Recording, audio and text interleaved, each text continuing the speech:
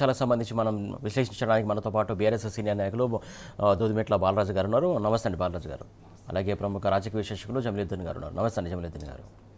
బాలరాజు గారు, ప్రధానంగా చూస్తున్నాం ఏదైతే ఇక్కడ ముఖ్య నేత ఆత్మీయ అసలు ముద్దాయి అనేది ఏదైతే కాంగ్రెస్ సంబంధించినటువంటి పిసిసి ప్రెసిడెంట్కి సంబంధించి నటరాజన్ ఎంపీ అభ్యర్థిగా నామినేషన్ ఇచ్చినటువంటి సందర్భం, దానికి సంబంధించి తిరస్కరణ, అలాగే దానికి సంబంధించి కేసు ఉన్నదని ప్రధానంగా కొందరు లీక్లు ఇవ్వడం, ఆ నేపథ్యంలో జరిగినటువంటి అంశం. ఆ లీక్లు ఇచ్చినటువంటి ముద్దే ఎవరు, అసలు అందులో ఉన్నటువంటి కోవటులు ఎవరు అనుకోవాలి ప్రధానంగా? ముందుగా సురేష్ గారు, మీకు అదేవిధంగా టీ న్యూస్ ప్రేక్షకులకి యాజమాన్యానికి, ప్యానెల్లో పెద్దలు, తెలంగాణ ఉద్యమ నేత బీఆర్ఎస్ పార్టీ నాయకులు జమీలుద్దీన్ గారికి నమస్కారం. 2-3 అంశాలు స్పష్టంగా ఇవాళ టీ న్యూస్ ద్వారా డిస్కస్ చేయవచ్చు. ఏదైతే మీనాక్షి నటరాజన్ గారు ఎప్పుడైతే ఈ రాష్ట్రంలో కాంగ్రెస్ వ్యవహారాలను పరిశీలన కోసం ఎప్పుడైతే అధిష్టానం నియమించిందో, రేవంత్ రెడ్డి గారు సంబంధించి ఒకవైపు కాంగ్రెస్ పార్టీ ముఖ్యమంత్రిగా కొనసాగుతూ కాంగ్రెస్లోనే తన సంబంధించినటువంటి వివరాలన్నీ కూడా భారతీయ జనతా పార్టీకి చేరవేస్తున్నటువంటి ఒక అంశం అనేది కాంగ్రెస్ పార్టీ హైకమాండ్లో ఉన్నది. కాబట్టి అన్ని అంశాలని పరిశీలించడం కోసమే రేవంత్ రెడ్డి గారి యొక్క పనితీరుని కావచ్చు, రేవంత్ రెడ్డి గారు ఇచ్చే లీకుల్ని కావచ్చు, రేవంత్ రెడ్డి గారు భారతీయ జనతా పార్టీతో, మోదీతోని కావచ్చు, మిగతా కేంద్ర మంత్రులతో కావచ్చు, ఈ రాష్ట్రంలో ఉన్నటువంటి భారతీయ జనతా పార్టీ నాయకత్వంతో ఎట్లా అంటకాగుతున్న అంశాన్ని స్పష్టంగా తెలియజేసుకోవడం కోసమే మీనాక్షి నటరాజన్ గారు కమిట్మెంట్గా ఉన్నటువంటి కాంగ్రెస్ పార్టీ నాయకురాలమే. గతంలో అనేక హోదాల్లో పనిచేసింది తను. కాబట్టి తను ఎప్పుడైతే మీనాక్షి నటరాజన్ గారు ఇక్కడైతే వ్యవహారాల పరిశీలనకు వచ్చినారో అప్పటి నుంచి కూడా రేవంత్ రెడ్డి గారికి సంబంధించినటువంటి ఏదైతే ఈ అంతర్గత ఒప్పందాలు, అంటే భారతీయ జనతా పార్టీతో కావచ్చు, కాంగ్రెస్ పార్టీని బలహీనపరచడం కోసం కావచ్చు, అదైతే అనేక సంవత్సరాలుగా కాంగ్రెస్ పార్టీని నమ్ముకొని ఎవరైతే అసలు కాంగ్రెస్ నాయకులు ఎవరైతే ఉన్నారో వాళ్ళందరినీ కూడా ఎట్లా రేవంత్ రెడ్డి ఏ విధంగా వాళ్ళని బలహీనం చేస్తుండో ఎన్ని అంశాలని హైకమాండ్కి చేరవేస్తున్న సందర్భం కూడా కనపడతా ఉంది.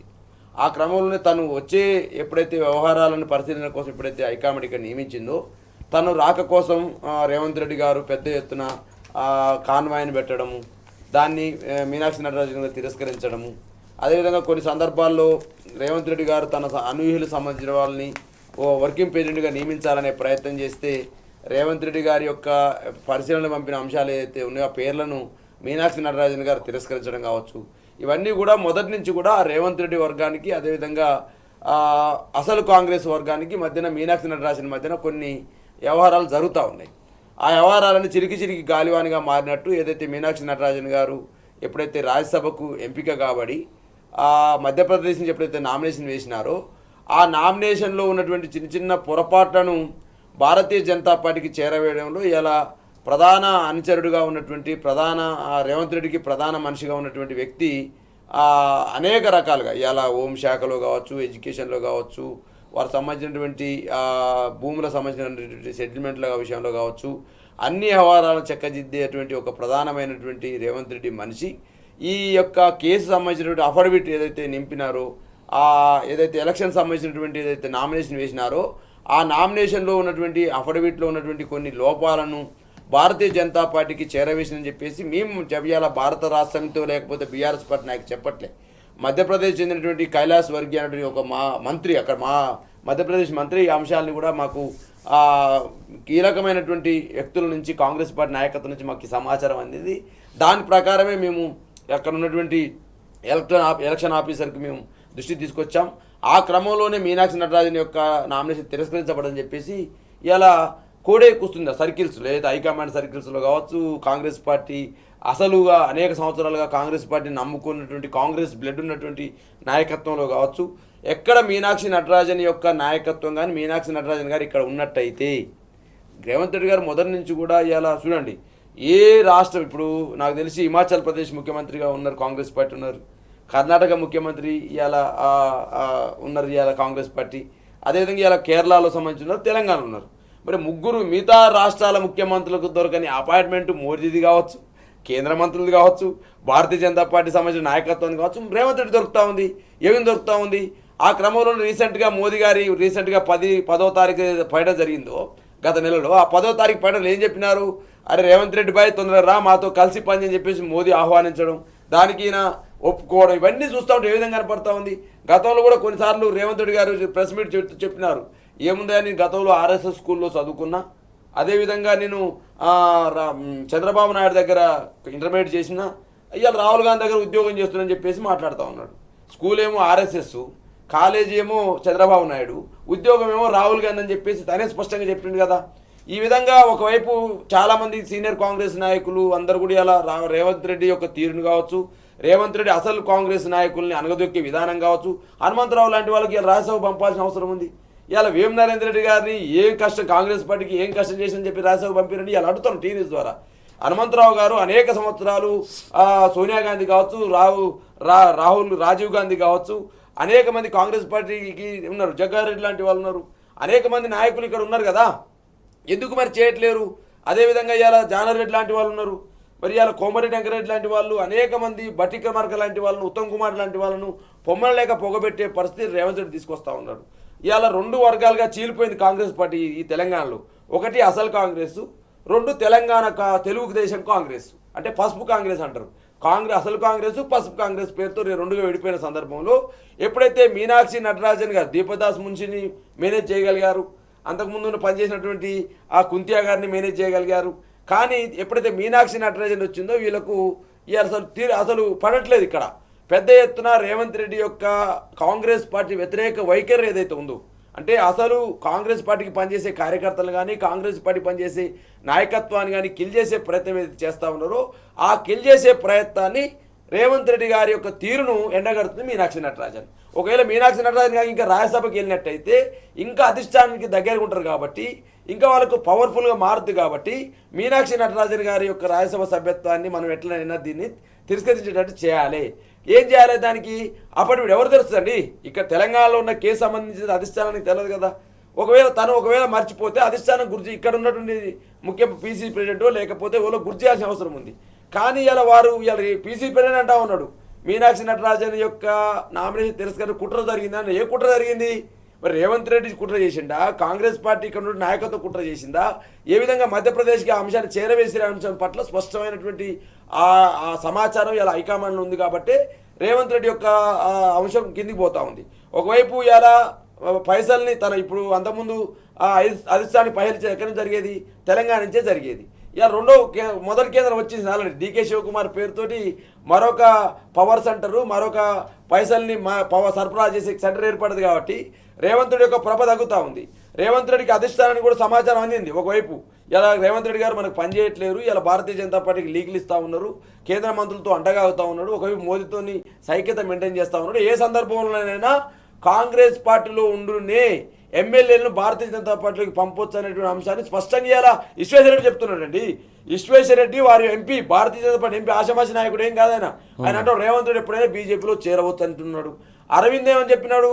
మరొక సువేంద్ర అధికారి కావచ్చు రేవంత్ రెడ్డి చెప్పేసి నిజామాబాద్ ఎంపీ మాట్లాడినాడు. ఈ మధ్యకాలంలో మేము ఇవాళ భారతీయ జనతా పార్టీ నాయకులు చెప్తున్న సందర్భం, మోదీ ఎప్పుడైతే ఐటెక్స్లో మీటింగ్ పెట్టి మాతో పలిసి పనిచేయని ఎప్పుడైతే చెప్పిర్రో అప్పటి నుంచి భారతీయ జనతా పార్టీ ఎంపీల యొక్క వైఖరిలో కూడా మార్పు వచ్చింది. ఇక్కడ ఎవరు కూడా మాకు రేవంత్ రెడ్డి మరో సువేంద్ర అధికారి కావచ్చు అని చెప్పేసి అరవింద్ మాట్లాడతాడు. ఇవాళ కొండా ఈశ్వరరెడ్డి ఏం చెప్తాడు? భారతీయ జనతా కాంగ్రెస్ పార్టీ మొత్తం ముంచేసి ఆ నావనంతా సముద్రంలో కలిపేసి రేవంత్ రెడ్డి భారతీయ జనతా పార్టీ చేరొచ్చని చెప్పేసి ఈశ్వరరెడ్డి చెప్తా ఉన్నాడు. కాబట్టి అలా 100% రేవంత్ రెడ్డి యొక్క తీరుతోటి అధిష్టానం విసుగు చెందిందనే అంశం స్పష్టంగా కనపడతా ఉంది. ఈ మధ్యకాలం ముఖ్యమంత్రి మార్పు కావచ్చు, అదేవిధంగా మంత్రివర్గం మార్పులు కావచ్చు జరుగుతున్న సందర్భంలో రేవంత్ రెడ్డి సంబంధించినటువంటి అనుచరులకు కావచ్చు, రేవంత్ రెడ్డి వర్గానికి ఎక్కడ కోత పడుతున్న అంశం స్పష్టం చేస్తున్న సందర్భంలో ఇలా భారతీయ జనతా పార్టీకి ఒక లీక్ వీరులాగా మారి, ఈ లీక్ వీరుడు ఇలా భారతీయ జనతా పార్టీ ఇక్కడ కాపాడడం కోసం ఇలా రీసెంట్ చూసినాం కదా, ఒక కేంద్ర మంత్రి కొడుకు ఒక పోక్సో కేసులో ఇరుక్కుంటే వారు ఏదిక మీదకి వారిని పిలిచి మోదీతో ములాఖాత్ చేయించి ఆ డీజీపీతో మాట్లాడి ఒక 7-8 రోజులుగా ఆ అంశం కేసు పెట్టినా కూడా అరెస్ట్ చేయకుండా ఉన్నటువంటి కాపాడిన యంత్రం కనపడతా ఉంది కదా. ఒకవైపు బండి సంజయ్ కొడుకుని కాపాడిన తీరు రేవంత్ రెడ్డి గారు చూసినాం. రేవంత్ రెడ్డి ఏం సజెస్ట్ చేస్తాడు? నేను ఇవాళ ముఖ్యమంత్రి అరెస్ట్ చేసు కాదు, నేను సజెస్ట్ చేస్తున్నా, నేను ఆ ప్లేస్లో ఉంటే ఏమంటే నేను నా కొడుకుని అప్పచెప్పెట్టున్నాను, తెల్లారి అప్పచెప్పినాడు. చూడండి, అంటే ముఖ్యమంత్రి ఎవరు ఏం చెప్తే బండి సంజయ్ చేసిన పరిస్థితి కనపడతా ఉంది. కాబట్టి ఇదే మాట కాదు కదా, 100% ఏదైతే మన గోషామాల్ కట్టర్ ఈ బీజేపీ ఎమ్మెల్యే ఉన్నటువంటి రాజాసింగ్ కూడా ఏం చెప్పినాడు? ఇక్కడ తెలంగాణలో రేవంత్ రెడ్డితో అనేక మంది బీజేపీ నాయకులు కోవటిజం చేస్తూ ఉన్నారు. వాళ్ళ కోవటిజం పోకుండా భారతీయ జనతా పార్టీ బాగుపడదని చెప్తా ఉన్నారు కదా. రైట్. కాబట్టి అన్ని అంశాలు స్పష్టంగా అధిష్టానం కావచ్చు, ఇవాళ మీనాక్షి నటరాజన్ యొక్క రాజ్యసభ సభ్యత్వానికి తిరస్కరణ కావచ్చు, ఇవన్నీ కూడా రేవంత్ రెడ్డి చేసిన పనులుగా కనపడతా ఉంది. రైట్. మొత్తానికి ఏదైతే కాంగ్రెస్ పార్టీలో కోవట్టులు ఎక్కువగా ఉంటారు, కాకపోతే ఈ మధ్య కాలంలో ఇంకా ముఖ్య నేతలే కోవట్టులుగా మారడం, ప్రధానంగా బీజేపీ పరిపాలన వెనకాల ఉండి నడిపిస్తుంది అనడానికి ఇదే ఉదాహరణ. ప్రధానంగా మీనాక్షి నటరాజన్ జరిగినటువంటి అన్యాయమే ఎగ్జాంపుల్గా తీసుకోవాలని చెప్పేసి చెప్తున్నటువంటి అంశం. జమీలుద్దీన్ గారు, ప్రధానంగా వార్ మోడ్లో జరుగుతున్న ఆపరేషన్ ఏంటి, అసలు కాంగ్రెస్లో కోవట్టులు ఎంతమంది ఉన్నారు ఏంటి, ప్రధానంగా జరుగుతున్నటువంటి అన్యాయం, ముఖ్యంగా బడేబాయ్ చోటాబాయ్ అనే బంధానికి నిన్న మళ్ళీ ఒకసారి ఢిల్లీలో వెళ్ళి అక్కడ కలిసినటువంటి సందర్భం మనం చూడొచ్చు. ప్రధానంగా మిగతా ఎవరికి అపాయింట్మెంట్ దొరకట్లేదని ఇందాక బాలరాజు గారు ప్రస్తావించారు. అది ఈ ఫోటో చూస్తే మాత్రం క్లియర్ కట్గా అర్థమవుతుంది. ఆయన మాటలు కావచ్చు, ఈయన మాటలు కావచ్చు, రెండు కలిసి చూస్తూ ఉంటే కంపేరింగ్ చేసుకోవచ్చు అనేది అర్థమవుతుంది అనుకోవాలి మనం. ఈనాటి బంధం ఏనాటిదో అని చెప్పి దీని మీద కాంగ్రెస్ పార్టీ అసలు విశ్లేషణ చేసుకోవాల్సిన అవసరం ఉన్నది. ఎందుకనంటే తెలుగుదేశం పార్టీకి రాజీనామా చేసి వచ్చినటువంటి ఒక ఎమ్మెల్యేను తీసుకుపోయి వీళ్ళు ఏమాత్రం సీనియారిటీ లేకుండా ఏకంగా పీసీసీ ప్రెసిడెంట్ చేయడం దగ్గరనే కాంగ్రెస్ పార్టీ యొక్క లోపాలు బయటపడ్డాయి. ఆ రోజు రేవంత్ రెడ్డిని పీసీసీ అధ్యక్షునిగా చేయడంలో ఎవల పాత్ర ఉన్నది, ఆయనను పీసీసీ అధ్యక్షుని ఎట్లా చేశారు, ఇంతమంది కాంగ్రెస్లో కురువృద్ధులు, కరడుగట్టిన కాంగ్రెస్ వాదులు, సీనియర్ కాంగ్రెస్ నాయకులు అందరూ ఉండగా కూడా ఈయనకి ఏ ఎలిజిబిలిటీ ఉందని చెప్పి ముఖ్యమంత్రిగా ప్రకటించింది కాంగ్రెస్ పార్టీ అన్నది కాంగ్రెస్ పార్టీ అంతర్మథనం చేసుకోవాలి. ఈయన ముఖ్యమంత్రి అయిన తర్వాత మనం గమనించినట్టయితే అసెంబ్లీ ఎన్నికల తర్వాత ఒక 6 నెలలకు పార్లమెంట్ ఎన్నికలు ఉన్నాయి.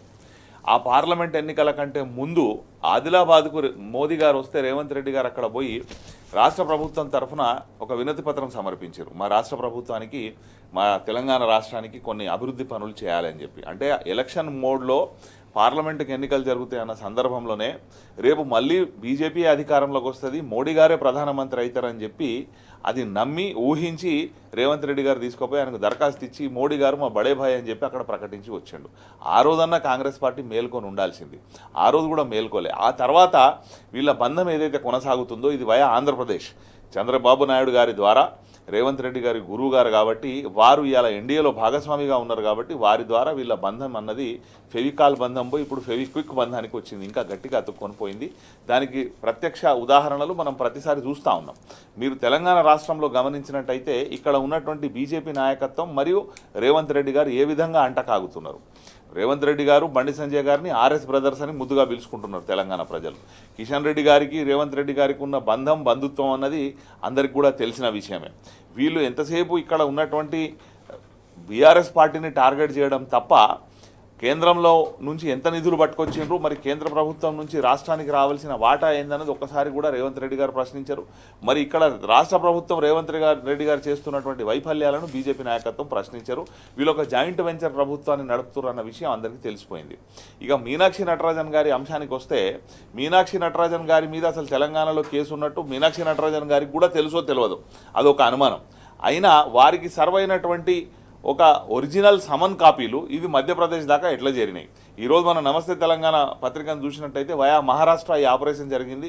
మొన్న కొడుకు కేసులో ఇబ్బంది పడ్డటువంటి ఒక కేంద్ర మంత్రి ద్వారా ఇదంతా ఆపరేషన్ జరిగినట్టు, ముఖ్యమంత్రి గారికి ఆత్మ అయినటువంటి ఒక షాడో ఎవరైతే ఇలా సీఎంఓలో అంత అధికారం చెలాయిస్తున్నాడో, మంత్రులు కూడా ఆయన ముందు జీ హజూర్ అంటున్నారో, అటువంటి ఒక మనిషి ద్వారా నిన్నటిదాకా కేబుల్ ఆపరేటర్గా పనిచేసినటువంటి ఆ మనిషి ఇలా ముఖ్యమంత్రి దగ్గర చేరి వాళ్ళకు ఉన్నటువంటి వ్యక్తిగత లావాదేవీలు, వ్యక్తిగత వ్యాపారాలను అడ్డం పెట్టుకొని వాళ్ళ అధికారాన్ని ఎట్లా చెలాయిస్తున్నారు, అదేవిధంగా కాంగ్రెస్ పార్టీకి ఏ విధంగా డ్యామేజ్ చేస్తున్నారు అన్నది దీని ద్వారా తెలుస్తుంది.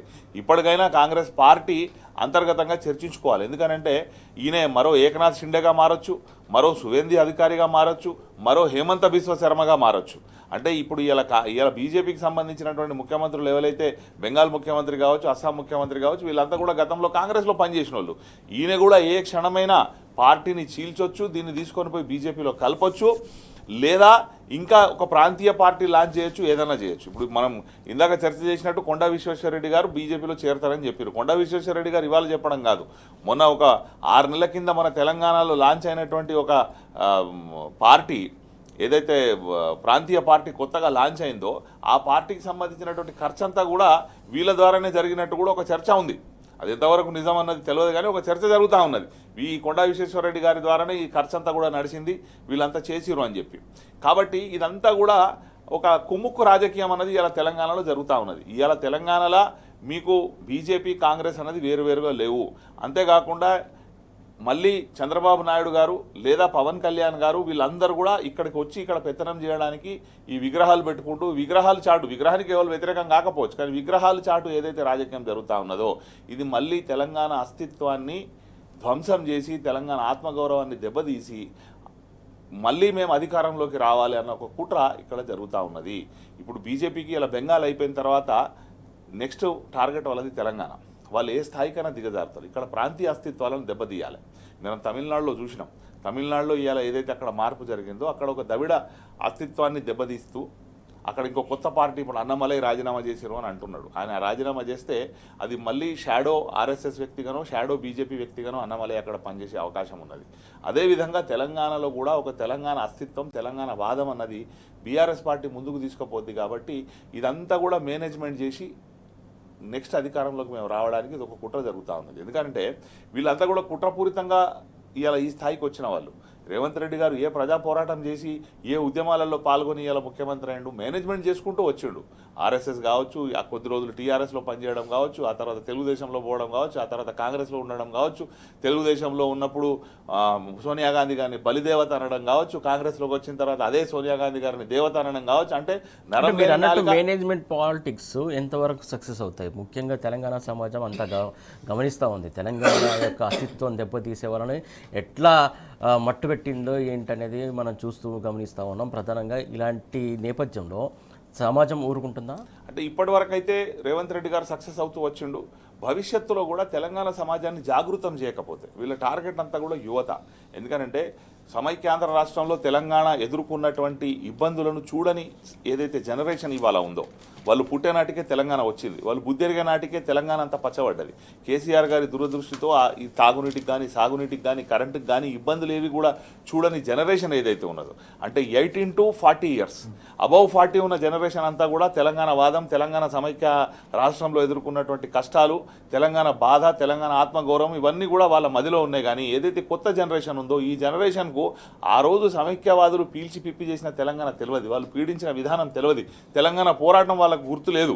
చిన్నపిల్లలు అప్పటికే వాళ్ళు 2001 తర్వాత పుట్టిన వాళ్ళు ఎవరైతే ఉన్నారో వాళ్ళకి అప్పటికి లేదు. కాబట్టి ఆ జనరేషన్ను వీళ్ళు టార్గెట్ చేసుకునే అవకాశం ఉంటుంది. వాళ్ళను మతం మత్తు నింపడానికి ఇక్కడ బీజేపీ ఉంటుంది.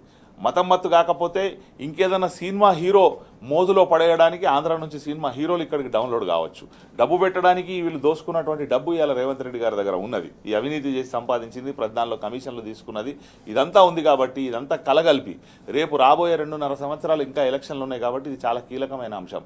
తెలంగాణ వాదులు ఎవరైతున్నదో, తెలంగాణ సమాజం ఏదైతుందో, తెలంగాణ ఉద్యమం చేసిన ఉద్యమకారులు ఎవరైతున్నారో వాళ్ళందరూ కూడా తెలంగాణ సమాజాన్ని ముఖ్యంగా యువతను జాగృతం చేయాల్సిన అవసరం ఉన్నది. లేకపోతే అల్టిమేట్గా ఒక ప్రమాదం మన మీద ముంచుకొస్తున్నది. ఇవాళ వీళ్ళు ఏదైతే ఫ్యూచర్ సిటీ అని తయారు చేస్తున్నాడో దాని పేరు కూడా భారత్ ఫ్యూచర్ సిటీ అని పెట్టిండు.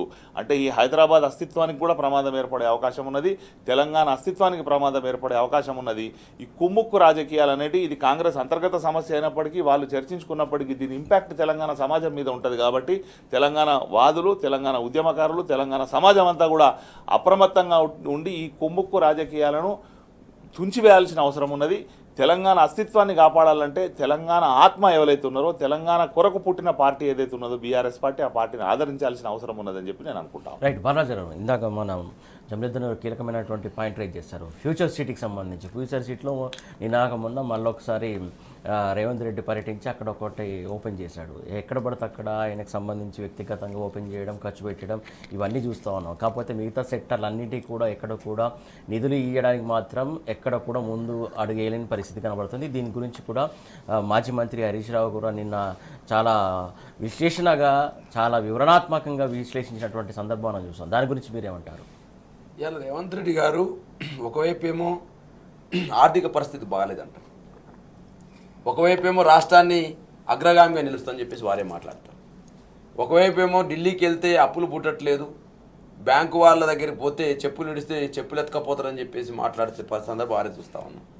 రాష్ట్రం అధోగతి పాలైందని వారే అంటారు. ఒకవైపు ఫ్యూచర్ సిటీ పేరుతో తెలంగాణను డెవలప్ చేస్తుందని చెప్పేసి వారే మాట్లాడతారు.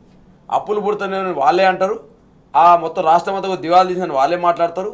ఇవాళ అందాల పోటీలకు మాత్రం 100 కోట్లు ఖర్చు పెడతారు. అదేవిధంగా వారు కట్టుకున్న ఫుట్బాల్ స్టేడియానికి మాత్రం 10 కోట్ల రూపాయలు సింగరేణిని తీసుకొచ్చి ఖర్చు పెడతారు. అదేవిధంగా గతంలో కేసీఆర్ గారిని తెలంగాణ ఆత్మగౌరవాన్ని నిలపడం కోసం ఒక భవనం కావాలి, అనేక మంది ఫారిన్ ఇన్వెస్టర్స్ కావచ్చు, అనేక మంది ముఖ్యమంత్రిని గెలవడం కోసం అనేక మంది రాష్ట్రాల ముఖ్యమంత్రులు కావచ్చు, వివిధ హోదాలో ఉన్నటువంటి అధికారులు కావచ్చు, వివిధ హోదాలో ఉన్నటువంటి ప్రజాప్రతినిధులు కావచ్చు, ఈ రాష్ట్రానికి వచ్చినప్పుడు అంతర్జాతీయ ప్రతినిధులు కావచ్చు, దేశ ప్రతినిధులు కావచ్చు, విదేశీ ప్రతినిధులు కావచ్చు, ఈ రాష్ట్ర సంబంధించిన అనేక మంది ఇక్కడికి వచ్చినప్పుడు ఒక భవనం అనేది మంచిగా ఉండాలని చెప్పేసి కడితే దాదేదో కేసీఆర్ గారు సొంత భవనం అయినట్టు, ఈరోజు కాంగ్రెస్ పార్టీ సంబంధించిన ఉప ముఖ్యమంత్రి దాంట్లో ఉండనట్టు అనేక రకాలుగా చిలోల పొలగా ప్రచారం చేశారు. ఇవాళ అదే బట్టిక్రమార్క గారు దాంట్లోనే ఉన్నారు, అక్కడనే సీతక్క గారు కూడా ఉన్నారు. ఇవాళ నేను అడుగుతున్న ఈ వేదిక ద్వారా, టీ న్యూస్ ద్వారా, ఎన్ని బంగారు కడ్డీలు దాంట్లో గుర్తించారు, ఎన్ని దర్వాజాలు దాంట్లో గుర్తించారు, ఎన్ని బుల్లెట్ ప్రూఫ్ బాత్రూమ్లు గుర్తించారు, అదేవిధంగా ఎన్ని సంబంధించినటువంటి దాంట్లో అనేక రకాల అంశాలుగా చిలోల పొలగాలు చేసినారు కదా. మరి ఎన్ని రకాల బంగారు దర్వాజాలను, బంగారు తలుపుల్ని, అదేవిధంగా ఎండి దర్వాజాలని, అదేవిధంగా బుల్లెట్ బాత్రూమ్ని, ఎన్ని 150 200 గదులు అని చెప్పేసి ఉన్నారు. మరి ఎన్ని గదులు గుర్తించారో ఇలా ఆర్థిక శాఖ మంత్రే కదా బట్టిక్రమార్క గారు, ఆర్థిక శాఖ మంత్రి లెక్కల మాస్టరే కదా. మరి ఆర్థిక శాఖ మంత్రి గారు మరి వాళ్ళకి 3 సంవత్సరాలు దాంట్లో ఉండబట్టి 30 నెలలుగా బట్టిక్రమార్క గారు ముఖ్యమంత్రి గారి రేవంత్ రెడ్డి సంబంధించినటువంటి క్యాబినెట్లో ఉన్నటువంటి ఆర్థిక శాఖ మంత్రి గారు బట్టిక్రమార్క గారు దాంట్లో ఉన్నారు. దయచేసి తెలంగాణ ప్రజలకు లెక్కలు చెప్పాలని తెలియజేస్తా ఉన్నా. ఇవాళ కాంగ్రెస్ పార్టీ ఉప ముఖ్యమంత్రిగా, ఆర్థిక శాఖ మంత్రిగా 30 నెలలుగా కేసీఆర్ కట్టిన ప్రగతి భవన్లో నివాసం ఉన్నటువంటి వీళ్ళు తెలంగాణ ప్రజలకు చేసినటువంటి అబద్ధపు ప్రచారాన్ని చెప్తారా, లేకపోతే మీరు తప్పును ఒప్పుకొని ముక్కు నేలకు రాస్తా చెప్పాలి. నేను అడుగుతా ఉన్నా సార్, ఆ రోజు చిలోల పొలంలో ప్రచారం చేశారు సార్. మరి ఇవాళ జూబ్లీహిల్స్ ప్యాలెస్ ఎందుకు కట్టుకుంటారు సార్? 100 కోట్ల రూపాయలతోటి, అంటే 7 కోట్ల రూపాయలతోటి భవనం కట్టుకుంటాం అని చెప్పేసి జీవో ఇచ్చి దాన్ని ఎస్టిమేషన్ 70 కోట్లకు పెంచి ఇవాళ పనులు అయిపోయే వరకు 100 కోట్లకు చేసినటువంటి ఈ ఘనకార్యం దేవుడిది. అందాల పోటీ నిర్వహిస్తూ పైసలు లేవంటావు, ఫుట్బాల్ స్టేడియం కట్టుకుంటా నీ ఒక్క వ్యక్తిగతం కోసం, నీ మనవని కోసం ఎక్కడ తీసుకుపోతున్నావు ఫుట్బాల్ ఆట ఆడిస్తావు, నీ ఫుట్బాల్ నీ మనవని కోసం మెస్సీని పిలిపిస్తావు, అదేవిధంగా సింగరేణి నుంచి 10 కోట్లు తీసుకొచ్చి ఫుట్బాల్ కట్టుకుంటావు. ఇలా గతంలో శిలోల పొలగా చేసినటువంటి రేవంత్ రెడ్డి గారు ఇలా 100 కోట్ల రూపాయలతోటి జూబ్లీ హిల్స్లో హెచ్ఆర్ ఏదైతే మర్రిచెన్నారెడ్డి మానవ హక్కుల కేంద్రంలో ఎంత కడతా ఉన్నారు. ఇలా కంచెలు తీసేస్తాం, కంచెలు బద్దలు కొడతాం, మా దానికి అసలు కంచెలే ఉండవని చెప్పేసి మాట్లాడిన రేవంత్ రెడ్డి గారు ఇలా 100 కోట్లలో 17 కోట్ల రూపాయలతోటి ఇలా కంచె నిర్మించుకుంటుండండి. ఇలా గతంలో అసలు మా కాన్వాయ్కి అసలు ఎక్కడ ట్రాఫికే ఉండొద్దు అని చెప్పేసి మేము ఎక్కడైనా ఆకుండా పోతుందని చెప్పి ఇవాళ ట్రాఫిక్ ఎంత పోతున్నా, ట్రాఫిక్ ఆపుతూనే ఉన్నారు కదా. ఇవాళ చెప్పడం వేరు, చేయడం వేరు. గతంలో కేసీఆర్ గారి ప్రభుత్వంలో కాళేశ్వరం కూలింది చేరిందని చెప్పేసి ఉన్నారు. ఇవాళ ఎన్డీఎస్ఏ చెప్పిన రిపోర్ట్ ప్రకారం బాగు చేయాలని చెప్పింది. ఇవాళ ఎన్డీఎస్ఏ ఏం చెప్పింది? భారతీయ జనతా పార్టీ ఎంపీలు చెప్తా ఉన్నారు, మేము చెప్తలేవు. ఈయన పోయి సిబిఐకి పోయి అప్లికేషన్ ఇచ్చిండు. ఏమని ఇచ్చాడు? కాళేశ్వరంలో అవినీతి జరిగింది, నువ్వు దీనిపైన సిబిఐ ఎంక్వైరీ చేయాలి, అరెస్ట్ చేయాలని ఇచ్చినారు. ఏం అరెస్ట్ చేస్తారా బాబు? 1,00,00,000 కోట్ల అవినీతి జరిగిందని నువ్వు చెప్తావు. మరి వాస్తవం జరిగింది 3 లీక్లు జరిగింది, 3 అని చెప్తున్నావు కదా. 3 ఎన్ని కోట్లే? 9,000 కోట్లే కదా. 9,000 కోట్లకి 1,00,000 కోట్ల అవినీతి సంబంధం లేదు, ఇది నివేదిక ప్రకారం మేము అరెస్ట్ చేయలేం, దీన్ని చేయలేమని చెప్పి వాళ్ళు చెప్పినారు. ఒకవైపు కాళేశ్వరంలో అవినీతి జరగలేదని చెప్పేసి కేంద్రం ఎన్డీఎస్ఏ రిపోర్ట్ ఇచ్చింది, ఆ డ్యాములు బాగు చేయాలని వాళ్ళు చెప్పినారు. ఒకవైపు తెలంగాణలో కేసీఆర్ గారి ప్రభుత్వం మీద అనేక రకాల చిలోల పొలంలో ప్రచారం చేసి ఇలా 100 కోట్ల రూపాయలతోటి ఏ విధంగా జూబ్లీ హిల్స్ ప్యాలెస్ కట్టుకుంటున్నారో రేవంత్ రెడ్డి ప్రజలకు సమానం చెప్పాలి. ఇవాళ అందాల పోటీలకు నీకు పైసలు వస్తాయి, అదే నీ ఫుట్బాల్ స్టేడియానికి మెస్సీకి నీకు పైసలు ఉంటాయి. అదేవిధంగా ఇవాళ నువ్వు 100 కోట్ల రూపాయలతో ఇలా పెద్ద ఎత్తున కడతావు. ఇవాళ పిల్లల టెండర్లు అండి, యూనిఫామ్లు అండి, బూట్లు యూనిఫామ్లు ఇచ్చేటువంటి పిల్లలకి ఏదైతే ఇస్తున్నామో దీనికోసం డేట్ పొడిగించారండి. 12వ తారీఖు తెరవాల్సిన స్కూళ్ళు ఇవాళ 15వ తారీఖు తెరుస్తున్నారంటే కారణం ఏంటంటే ఒక గుజరాత్ కంపెనీకి, మోదీ గారి డైరెక్షన్లో, అదాని గారి డైరెక్షన్లో గుజరాత్ కంపెనీకి ఇవాళ వీళ్ళు ఏదైతే బూట్లు కావచ్చు, స్కూల్ యూనిఫామ్ కావచ్చు ఏదైతే ఇస్తా ఉన్నారో దాంట్లో 2,000 కోట్ల స్కామ్ జరిగిందండి. హరీష్ రావు గారు ఒక మాట చెప్పారు, ఓపెన్ కాస్ట్ బొగ్గన్లలో బొగ్గు మాత్రం కనపడతలేదు, ఓన్లీ లెక్కలు మాత్రం కనపడుతున్నాయని చెప్తే హరీష్ రావు గారు గోదావరి పడ్డని చెప్పేసి బొగ్గు తీసుకొచ్చి పోసిన పరిస్థితి కనపడతా ఉంది. ఇవాళ ప్రతి సందర్భంలో ఇల్టు పాలసీ పేరుతోటి బీఆర్ఎస్ పార్టీ బయట పెడితే ఆ ఇల్టు పాలసీలో ఏం జరుగుతుందో చూస్తూ ఉన్నాం. ఇవాళ అదేవిధంగా ఫ్యూచర్ సిటీలో ఏ విధంగా భూదందాలు చేస్తూ ఉన్నారో ఇవాళ బీఆర్ఎస్ చెప్తా ఉంది. గ్రీన్ ఫీల్డ్ హైవే పేరుతోటి ఒక భారతీయ జనతా పార్టీ ఎంపీకి ఆ పనులు అప్పగిస్తున్న సందర్భాన్ని గుర్తు చేస్తా ఉన్నాం. ఇవాళ లగిచెర్ల సంబంధించిన గిరిజన భూములు ఎట్లా దోచుకునే సందర్భం చేస్తే బీఆర్ఎస్ పార్టీ ఎట్లా కొట్లాడిందో చూస్తూ ఉన్నాం. హైడ్రా పేరుతో మీరు చేస్తున్న విధ్వంసాన్ని బీఆర్ఎస్ పార్టీ ఎట్లా అడ్డుకుందో చూస్తూ ఉన్నాం. ఈ విధంగా ప్రతి చోట సార్ ఇవాళ ప్రతి చోట ఇవాళ అంగులకు ఆర్భాటాలకు పోతున్న రేవంత్ రెడ్డి గారు వారి వ్యక్తిగతమైన పనులకు వ్యక్తిగతమైన అంశాలకు మాత్రం డబ్బు మాత్రం దొరుకుతూ ఉంది. ఇవాళ పేదలకు ఇచ్చే రైతులకు ఇచ్చే రైతు బంధు విషయంలో డబ్బులు దొరకవీళ్ళకు, రైతు ధాన్యం కొనుగోలుకు డబ్బులు దొరకవీళ్ళకు, రుణమాఫీ చేయడానికి డబ్బులు దొరకవీళ్ళకు, అదేవిధంగా పిల్లల స్కూల్ యూనిఫామ్లకు డబ్బులు దొరకవీళ్ళకు, అదేవిధంగా ఇవాళ హాస్టల్లో విద్యార్థులు చచ్చిపోతూ ఉన్నారు, దానిపైన సమీక్ష ఏంటంటే వీళ్ళకు తీరిక దొరకదు. అదేవిధంగా రైతులు చచ్చిపోతూ ఉన్నారు, కళాల్లో ధాన్యం నడుస్తుంటే దాని మీద వీళ్ళ సమీక్ష చేయరు. కానీ వీళ్ళకి ఎక్కడ దొరుకుతుందంటే ఇవాళ రియల్ ఎస్టేట్ వ్యాపారం చేయడం కోసము, ఎక్కడైతే ఫ్యూచర్ సిటీ పేరుతో రియల్ ఎస్టేట్ వ్యాపారం కోసమే కదా ఇవాళ ఫార్మాసిటీ గతం మీద తీసుకొస్తే ఆ ఫార్మాసిటీ రియల్ ఎస్టేట్ వ్యాపారం చేయడం కోసం ఇవాళ ఫ్యూచర్ సిటీ తీసుకొచ్చినారు. ఇవాళ ఈ ఫ్యూచర్ సిటీ సంబంధించి అడుగుతా ఉన్నాయి ఇవాళ రేవంత్ రెడ్డి గారికి సంబంధించిన ప్రభుత్వానికి సంబంధించి 100% అనేక అంశాలలో ఇవాళ స్కాములు జరుగుతూ ఉన్నవి. ఈ స్కాములన్నీ కూడా ఇవాళ రేవంత్ రెడ్డి గారి యొక్క అనుచరులు, రేవంత్ రెడ్డి గారి యొక్క నలుగురు అన్నదమ్ములు, రేవంత్ రెడ్డి గారి యొక్క అనుచరగణానికి ఈ యొక్క స్కాములన్నీ కూడా చేస్తూ ఉన్నారు. దీనిపైన బీఆర్ఎస్ పార్టీ మాట్లాడితే కేటీఆర్ని అరెస్ట్ చేస్తాం, అరెస్ట్ చేస్తాం, హరీష్ రావుని అరెస్ట్ చేస్తాం, ఈ మాటలు మాట్లాడుతూ ఉన్నారు. ఇవాళ ప్రజలకు ఇవాళ పాలేందో నీళ్ళేందో తేలిపోయింది. కేసీఆర్ గారి నాయకత్వంలో జరిగిన అభివృద్ధి ఏంది, ఇవాళ రేవంత్ రెడ్డి గారు 30 నెలల్లో చేసింది ఏంది. 30 నెలలలో రేవంత్ రెడ్డి గారు ఒక్క చెరువులో ఒక పుడిక తట్ట మట్టి తీశారా, ఒక కాలువన తవ్వారా, ఒక ప్రాజెక్టు నిర్మించారు చెప్పు. 30 నెలలు అవుతా ఉంది కదా. ఎంతసేపు కేసీఆర్ గారి ప్రభుత్వం పైన నిందలు వేయడం తప్ప రేవంత్ రెడ్డి గారు 30 నెలల్లో చేసింది ఏంది. ఏదైనా ఒక మంచి కార్యక్రమం తీసుకొచ్చి ఒక చెరువు పుడిక తీసిరండి, ఒక కాలువ తవ్విరండి, ఒక రిజర్వాయర్ నిర్మాణం చేసిరండి. ఏం చేయలేకపోయారు. మరి 3 సంవత్సరాల కాలంలో అంటే ఈ 3 సంవత్సరాలు అయిపోయింది కదా. కాళేశ్వరం లాంటి అద్భుతమైన ప్రాజెక్ట్ కట్టింది కదా కేసీఆర్ గారు. మీ పూర్తయిన కాంగ్రెస్ పార్టీ కాలం ఏదైతే ఉందో ఈ 3 ఏళ్ళు ఉందో ఈ 3 ఏళ్ల కాలంలోనే కాళేశ్వరాన్ని నిర్మించింది కదా కేసీఆర్ గారు, ఒక అద్భుతమైన ప్రాజెక్ట్ని.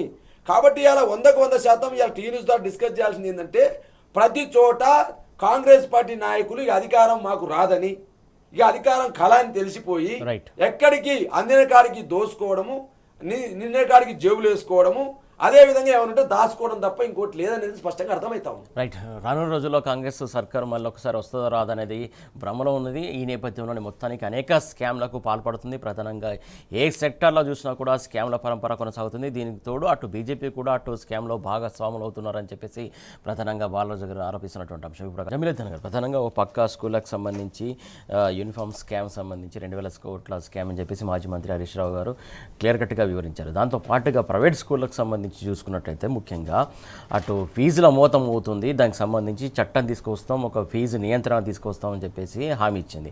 ఆ హామీకి సంబంధించి ఇప్పటికి కూడా దాని గురించి ప్రస్తావన లేదు. ఆల్రెడీ ఈ అకాడమిక్ కూడా స్టార్ట్ అవుతుంది. ఇప్పుడు కూడా ఫీజుల మోత మోగించడానికి ముందుకెళ్తున్నటువంటి సందర్భం చూస్తాం. ప్రధానంగా 2 రోజుల క్రితం ఆయన ప్రెస్ మీట్లో పెట్టినటువంటి సందర్భంలో గవర్నమెంట్ స్కూళ్ళని ఎట్లా తగ్గిస్తాము, 4000 స్కూళ్ళ వరకు కుదింపు చేస్తామని చెప్పారు. అంటే అటు కుదింపు జరుగుతూ ఇటు ప్రైవేట్కి అప్పనంగా వాళ్ళ యొక్క ఆదాయం పెంచడానికి కోసం వీళ్ళ నిర్ణయాలు ఉన్నాయనుకోవాలి, ఎట్లా అనుకోవాలి మనం? వీళ్ళు ఏదైతే ఫీజుల నియంత్రణ చట్టం తెస్తామని చెప్పి హామీ ఇచ్చారో వీళ్ళు ఇచ్చినటువంటి 420 హామీల్లో అదొక హామీ. ఆ 420 హామీల్లో ఏది అమలు కానట్టు ఆ హామీ కూడా అమలు కాలేదు, కాబోదు కూడా. వీళ్ళకు ఏ హామీ మీద కూడా చిత్తశుద్ధి లేదు. ఇంకో బాధాకరమైన అంశం ఏంటిదనంటే ఇవాళ ప్రభుత్వం ఏర్పడి సుమారు 3 సంవత్సరాలు దగ్గరకు వస్తున్న ఈ రోజు వరకు విద్యాశాఖకు మంత్రి లేడు. ముఖ్యమంత్రి గారే ఆ విద్యాశాఖను తన దగ్గర పెట్టుకున్నాడు. మరి పెట్టుకొని దాని మీద ఏమైనా సమీక్ష చేసిండా? విద్యా అభివృద్ధి కొరకు తెలంగాణ రాష్ట్రానికి కావలసినటువంటి రోడ్ మ్యాప్ ఏమైనా సిద్ధం చేసిండా అని అంటే ఏమీ లేదు. ఉల్టా ఉన్న సర్కారు బడులను కుదించి 4000కి చేస్తామని చెప్తా ఉన్నారు. యూనివర్సిటీలను గాలికి వదిలేసారు.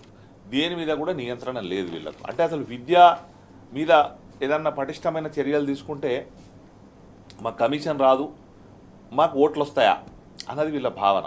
అదే గతంలో మనం చూసినట్టయితే కేసీఆర్ గారు ఒక దూరదృష్టితోని కేజీ టు పీజీ విద్యను మనం పేద వర్గాలకు అందించాలని ఒక సదుద్దేశంతో సుమారు 1000 గురుకుల పాఠశాలలను ఏర్పాటు చేశారు. అంటే ఎస్సీ కావచ్చు, ఎస్టీ కావచ్చు, బీసీ కావచ్చు, మైనారిటీలు కావచ్చు, వీళ్ళందరికీ కూడా ఒక గురుకుల పాఠశాలను ఏర్పాటు చేసి ఒక్కొక్క విద్యార్థి మీద సుమారు ₹1,00,000 ప్రభుత్వం తరఫున ఖర్చు పెట్టి ఆ రోజు పాఠశాలను ఏర్పాటు చేసిన ఘనత కేసీఆర్ గారి ప్రభుత్వం అనేది. అంతేకాకుండా ఈ చదువుకున్నటువంటి తెలంగాణ విద్యార్థులు విదేశాలకు వెళ్ళి చదువుకుంటే వాళ్లకు ఓవర్సీస్ స్కాలర్షిప్ ఇచ్చిన ఘనత కూడా కేసీఆర్ గారిదే. ఇవాళ ఆ ఓవర్సీస్ స్కాలర్షిప్లకు దిక్కులేదు, ప్రీ మెట్రిక్ స్కాలర్షిప్లకు దిక్కులేదు, పోస్ట్ మెట్రిక్ స్కాలర్షిప్లకు దిక్కులేదు. ఈ ప్రభుత్వం అన్నది విద్యా వ్యవస్థను గాలికి వదిలేసింది.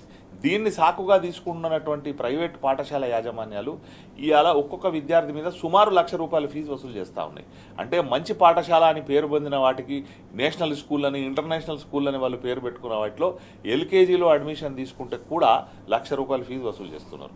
ఒక ఫీజు మాత్రమే కాకుండా వీళ్ళు క్రూరంగా చేసే పని ఏంటిది అని అంటే పుస్తకాలు మా దగ్గరనే కొనాలి, యూనిఫామ్స్ మా దగ్గరనే కొనాలి, షూజు మా దగ్గరనే కొనాలి, మీరు బయట కొంటే మేము అలౌ చేయం. వీళ్ళే టైలర్లను పిలిపించి వీళ్ళే కొలతలు తీపిచ్చి, అంటే వీళ్ళు పాఠశాలలో చదువు చెప్తారా, ఈ మేరొళ్ళ దుకాణం పెట్టుకుంటారా, లేకపోతే మోచోళ్ళ దుకాణం చెప్పులు తయారు చేసేది పెట్టుకుంటారా, షూ కూడా కొలత తీసుకొని పోయి మేమే షూ సప్లై చేస్తాం, మేమే సాక్స్ సప్లై చేస్తాం అన్న స్థాయికి ఇలా స్కూళ్ళు దిగజారినాయి. మరి దాన్ని నియంత్రించాల్సిన బాధ్యత ప్రభుత్వానికి. ఈ ప్రభుత్వం గొప్పగా ఏం చేసింది? ఆకునూరి మురళి గారు, రిటైర్డ్ ఐఏఎస్ గారు, గతంలో కేసీఆర్ గారి ప్రభుత్వం మీద చాలా అవాకులు చవాకులు పేలిరు. నేనేదో పొడుస్తా అని చెప్పి వారు వచ్చి విద్యాశాఖ కమిషన్గా చేరిరు. ఇక్కడ వారి నేతృత్వంలోని కమిషన్ ఏదైతే ఏర్పాటైందో వాళ్ళు ఒక సిఫారసులు చేశారు. మరి ఆ సిఫారసులు ఎక్కడ పోయినాయి అంటే దాన్ని తీసుకొని రేవంత్ రెడ్డి గారు చేతబుట్టలో వారేసారు. ఏ సిఫార్సులు ఇచ్చారు? అసలు ఎవరికి ఉపయోగపడే సిఫార్సులు ఇచ్చారు ఆయన? అది ఏది ఇచ్చినా కూడా అది వారు వీళ్ళ జీతాలు తగ్గియాలని, లేకపోతే దీనిలో ఉద్యోగులను తగ్గించాలని, ఇచ్చారా సిఫార్సు? ఆ సిఫారసులను కూడా ఆయన చెత్తబుట్టలో వారేసిండు. ఆయన రాజీనామా చేసి పేదలకు విద్య అందకూడదా? పేదలకు విద్య అందించాలే ఉద్దేశమే ఆయనకు లేదు. ఇంకొక రేవంత్ రెడ్డి గారు గమ్మత్ ఏం చేశారు అంటే ఉస్మానియా యూనివర్సిటీకి పోయారు. ఉస్మానియా యూనివర్సిటీకి పోతే అక్కడ ఉన్నటువంటి ప్రిన్సిపల్ గారు ఈ మధ్యలో రేవంత్ రెడ్డి గారు ఒక కొత్త అమ్మాయిని ప్రేమించారు, విద్య అనే అమ్మాయిని ప్రేమించారు అని చెప్పి ఆయన గొప్పగా పొగిడిండు. ఆ తర్వాత ఏమైంది అని అంటే ఈయన ప్రకటించి వచ్చినటువంటి పైసలు ఏవైతే ఉన్నాయో ఇంతవరకు ₹1 బిల్ల కూడా ఉస్మానియా యూనివర్సిటీకి రిలీజ్ కాలే. మళ్ళీ ఆ పొగిడినటువంటి వ్యక్తే మళ్ళీ టీవీ ఛానళ్ళ ముందు కూర్చొని మొత్తుకుంటా ఉన్నాడు, ఈ నోటి మాటలు చెప్పిపోతున్నారు తప్ప మాకేం చేస్తలేరని చెప్పి. అంటే ఈ హామీలు ఎన్నైనా ఇవ్వడం, నోటికొచ్చింది చెప్పడం, తను బురదలో రాయేసి దాటిపోవడం అనేది రేవంత్ రెడ్డి గారికి అలవాటుగా మారింది. కాబట్టి ఇవాళ తెలంగాణ రాష్ట్రంలో విద్యా వ్యవస్థ అంతా కూడా భ్రష్టు పట్టిపోయింది. ఈరోజు అంటే ఈ తెలంగాణ రాష్ట్రంలోనే కాకుండా మనం దేశవ్యాప్తంగా కూడా చూసినట్టయితే ఎంతోమంది విద్యార్థుల జీవితాలను నాశనం చేసేటువంటి neat scam, neat paper leakage ఏదైతే ఉందో అక్కడ మోడీ గారికి పట్టింపు లేదు విద్య మీద. ఏదైతే సిబిఎస్ఈకి సంబంధించినటువంటి స్కామ్ ఏదైతే ఉందో దాని మీద పట్టింపు లేదు. అక్కడ విద్యాశాఖ మంత్రి, ఇక్కడ మంత్రి దిక్కులేడు, కేంద్రంలో ఉన్నటువంటి విద్యాశాఖ మంత్రి రిజైన్ చేయాలని చెప్పి జంతర్ మంతర్ దగ్గర ధర్నాలు చేసినా, ప్రజలు మొత్తుకున్నా అసలు ఆయన ఏమాత్రం పట్టించుకోకుండా ఆ మంత్రి గారు కొనసాగుతున్నారు. ఇంకా కేంద్రంలో ఉన్నటువంటి విద్యాశాఖ మంత్రి గారు ఇలా నీట్ పరీక్ష ఏదైతే రద్దు చేసిరో వీళ్ళు, ఏదైతే లీకేజ్ అయిందో పేపర్ లీకేజ్, ఎన్ని పేపర్ లీకేజ్ అయితే అంటే ఈ 12 సంవత్సరాల మోడీ గారి పరిపాలనలో సుమారు 25 సార్లు పేపర్ లీకేజీలు జరిగినాయి. మరి దీనికి ఎవరు బాధ్యత తీసుకోవాలి? అక్కడ బడేభాయ్ బాధ్యత తీసుకోడు, ఇక్కడ ఈ విద్యా వ్యవస్థ ఖరాబ్ అయిపోతే ఈ చోటేభాయ్ కూడా బాధ్యత తీసుకోడు. అంటే ఇన్ని జరుగుతున్నా కూడా వాళ్ళు చెప్పిన నినాదం ఏంది? ఒకే దేశం ఒకే విద్యా వ్యవస్థ తీసుకొస్తా ఉన్నారు. అంటే విద్యా వ్యవస్థలో ఉన్నటువంటి లోపాలను సరిచేయకుండా, విద్యకు సంబంధించి ప్రామాణికాలు పాటించకుండా ఎట్లా తీసుకొస్తారు అనుకోవాలి? ఏంటి అసలు సమాజానికి ఏం మెసేజ్ ఇస్తున్నారు? అంటే వాళ్ళు ఒకే విద్యా వ్యవస్థ అని ఏదైతే చెప్తా ఉన్నారో అందులో హిందీ భాషను ఇక్కడ దక్షిణాది రాష్ట్రాల మీద రుద్దాలి అన్న ఒక కుట్ర కూడా ఉన్నది. ఇక్కడ ప్రాంతీయ భాషలను తక్కువ చేసి వాళ్ళు మీకు వచ్చినా రాకున్నా హిందీ భాష నేర్చుకోవాలి అని చెప్పి ప్రతి ప్రాంతం మీద కూడా ఒక ఒత్తిడి తీసుకొని వచ్చి దాన్ని బలవంతంగా అమలు చేయించే ఒక రాష్ట్రీయ భాషగా అందరం కూడా గౌరవిస్తాం, హిందీని నేర్చుకుంటే తప్పులేదు, కానీ బలవంతంగా ఇక్కడ ఉన్నటువంటి ప్రాంతీయ అస్తిత్వాలను దెబ్బతీసే విధంగా, ప్రాంతీయ భాషలను దెబ్బతీసే విధంగా ఏదైతే వాళ్ళు ప్రెషర్ చేస్తూ ఉన్నారో అది మాత్రం తప్పకుండా ఆక్షేపణీయం. వాళ్ళ దృష్టిలో అది మాత్రమే ఉన్నది తప్ప ఇక్కడ ఏదో రీసెర్చ్ జరగాలి, ఇక్కడ రీసెర్చ్ జరిగి వీళ్ళు ఇప్పుడు రాష్ట్ర స్థాయిలో వీళ్ళు స్థాపించినటువంటి ఒక కొత్త యూనివర్సిటీ లేదు, ఒక కొత్త రీసెర్చ్ సెంటర్ లేదు. అదేవిధంగా ఆ రోజు గతంలో స్వతంత్రం వచ్చిన కొత్తలో స్థాపించినటువంటి all India institute of medical sciences కావచ్చు, లేకపోతే మీకు ఐఐటీలు కావచ్చు, ఐఐఎంలు కావచ్చు, ఇవే ఉన్నాయి. కానీ ఈరోజు కొత్తగా వీళ్ళు స్థాపించింది కూడా కేంద్ర స్థాయిలో లేదు, రాష్ట్ర స్థాయిలో లేదు. ఈ పరిపాలకులు ఎవరైతే ఉన్నారో ఈ చదువుకున్న వాళ్ళు ఉంటే దురదృష్టవశాత్తు అక్కడ మోడీ గారు ఏం చదువుకున్నారో వాళ్ళు సర్టిఫికేట్ చూపెట్టరు, ఇక్కడ రేవంత్ రెడ్డి గారు ఏం చదువుకున్నారో వీరు చూపెట్టరు. కాబట్టి ఈ చదువుకున్న వాళ్ళు మంత్రులుగా, ముఖ్యమంత్రులుగా, ప్రధానమంత్రులుగా ఉంటే వాళ్ళకి విద్య మీద ప్రేమ ఉంటుంది.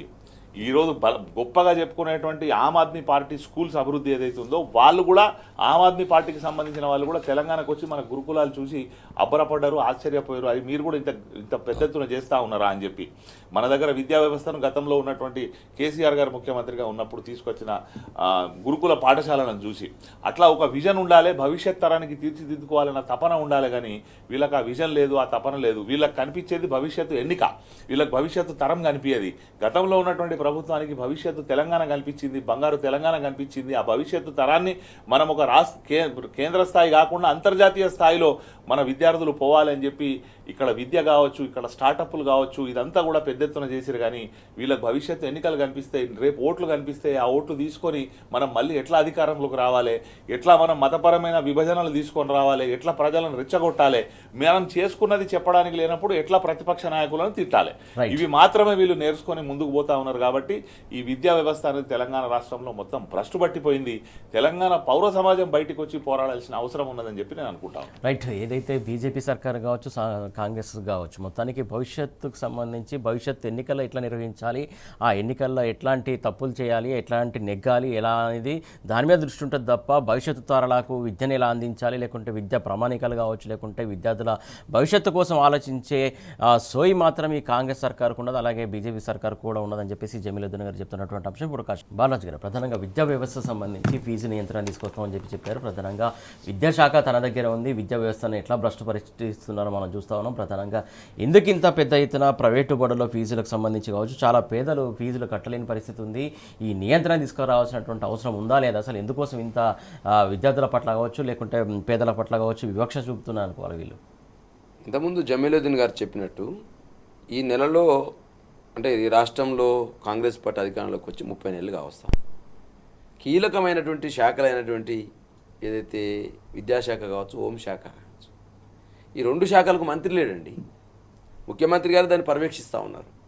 పర్యవేక్షించే క్రమంలో విద్యాశాఖ మీద కానీ, విద్యాశాఖ సంబంధించినటువంటి వ్యవహారాలపైన కానీ, విద్యాశాఖ సంబంధించినటువంటి డెవలప్మెంట్పై కానీ ఇంతవరకు సమీక్ష లేదు.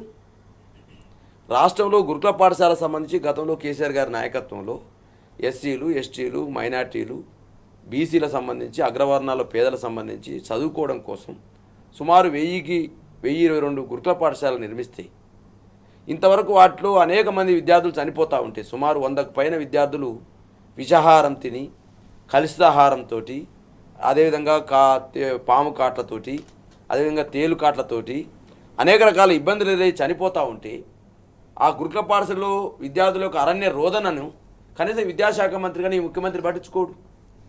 అదే క్రమంలో ఈ మధ్యకాలంలో ఇంతకుముందు జమీలుద్దీన్ గారు చెప్పినట్టు ఆకునూరి మురళి గారి నాయకత్వంలో ఒక విద్యా కమిషన్ ఏర్పాటు చేస్తే ఆ విద్యా కమిషన్ రిపోర్ట్ చేస్తుంది. ఏమని రిపోర్ట్ చేస్తుంది? స్కూళ్ళల్లో పనిచేసే ఉపాధ్యాయుల, టీచర్ల యొక్క జీతాలు ఎక్కువన్నాయి, ఆ టీచర్ల జీతాలు తగ్గించాలన్నట. అదేవిధంగా జీతాల సంబంధించితో పాటుగా విద్యార్థుల సంఖ్య కంటే టీచర్లు ఎక్కువన్నారు కాబట్టి ఆ టీచర్లకు సంబంధించినటువంటి వాళ్ళు తీసేయాలన్నట. అదేవిధంగా బడులు అనేవి ఎక్కువన్నవి, 27,000 స్కూల్స్ ఉన్నవి, 19 లక్షల మంది విద్యార్థులు మాత్రం చదువుకుంటున్నారు ప్రభుత్వ పాఠశాలలో. 27,000 స్కూళ్ళల్లో ఈ 19,000 సంబంధించినటువంటి 19 లక్షల మంది విద్యార్థులు చదువుతారు కాబట్టి బడులను తగ్గించాలి. చూడు ఎంత దరిద్రం అండి. ఒక విద్యాశాఖ మంత్రికి ఈ రాష్ట్రంలో ఏర్పాటు చేసిన విద్యా కమిషన్ రిపోర్ట్ ఏమిస్తుందంటే ప్రభుత్వ బడులను తగ్గించాలి, ప్రభుత్వ బడులలో పనిచేసే ఉపాధ్యాయులను తగ్గించాలి, ఉపాధ్యాయులతో పాటుగా వాళ్ళ టీచర్ల యొక్క జీతాలను తగ్గించాలి. విద్యా వ్యవస్థను బాగు చేయాలంటే ప్రభుత్వ బడులను పెంచాలి, ప్రభుత్వ బడులలో సంబంధించిన సౌకర్యాలను పెంచాలి, అదేవిధంగా ఇన్ఫ్రాస్ట్రక్చర్ని పెంచాలి, అదేవిధంగా ప్రభుత్వ స్కూల్లో టీచర్లకు సంబంధించినటువంటి టీచర్ల జీతాలను పెంచాలి, అందులో పనిచేసేటువంటి నాన్ టీచింగ్ సంబంధించిన సిబ్బందిని పెంచాలి. ఇది కదా ఒక విద్యా వ్యవస్థను బలోపేతం చేయడం అంటే. ఇవాళ గురుకుల పాఠశాలలో చదువుతున్నటువంటి పేద విద్యార్థుల యొక్క ఉసురు పోసుకుంటారండి, అనేక మంది పిల్లలు చనిపోతున్నారండి. కనీసం సమీక్ష లేదు విద్యాశాఖ మంత్రిగా, ముఖ్యమంత్రి గారికి చలనం లేదు, సోయి లేదు. ఇవాళ పెద్ద ఎత్తున ఏం చెప్పారు, విద్యారంగం పైన గత కాంగ్రెస్ పార్టీ ప్రభుత్వం సుమారు 420 హామీలు ఏదైతే ఫాల్స్ హామీలు ఇచ్చినారో దాంట్లో విద్యారంగం మీద ఇచ్చినటువంటి ఈ యొక్క హామీలు ఫాల్స్ హామీలు ఏదైతే 36 హామీలు ఉన్నాయండి. ఆ 36 హామీలు ఏం చెప్పారు, ఇంకా మెరుగైన రీతిలో ఫీజు రియంబర్స్మెంట్ అని చెప్పారండి. ఇంకా మెరుగైన రీతిలో అంటే గత ప్రభుత్వాలు ఇచ్చినటువంటి ఫీజు రియంబర్స్మెంట్ కంటే మెరుగైన రీతిలో మేము ఫీజు రియంబర్స్మెంట్ ఇస్తామని చెప్పేసి అన్నారు సార్. ఏం రియంబర్స్మెంట్ చెప్పనా సార్? ఇవాళ ఎస్సీలకు సంబంధించి 15,171 కోట్లు ఇవాళ ఫీజు రీంబర్స్మెంట్ ఎస్సీ విద్యార్థుల కోసం, అంటే పేద పిల్లలు చదువుకున్నటువంటి ఎస్సీలు ఏదైతే ప్రభుత్వం చదువుతూ ఉన్నారో ప్రభుత్వ పరంగా ఇంతవరకు 15,170 కోట్లు రీంబర్స్మెంట్ రాలే. ఎస్టీలకు సంబంధించి 764 కోట్లు పెండింగ్లో ఉంది. అదేవిధంగా బీసీలకు సంబంధించి 5,482 కోట్లు పెండింగ్లో ఉంది. ఈబీసీలకు సంబంధించి అగ్రవర్ణ పేదలకు సంబంధించిన వాళ్ళకు 680 కోట్ల ఫీజు రీంబర్స్మెంట్ పెండింగ్ ఉంది.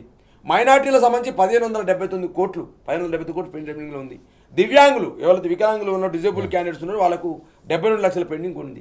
ఈ విధంగా ఈ రాష్ట్రంలో ఫీజు రీంబర్స్మెంట్ 10,078 కోట్ల రూపాయలు పెండింగ్లో ఉంది.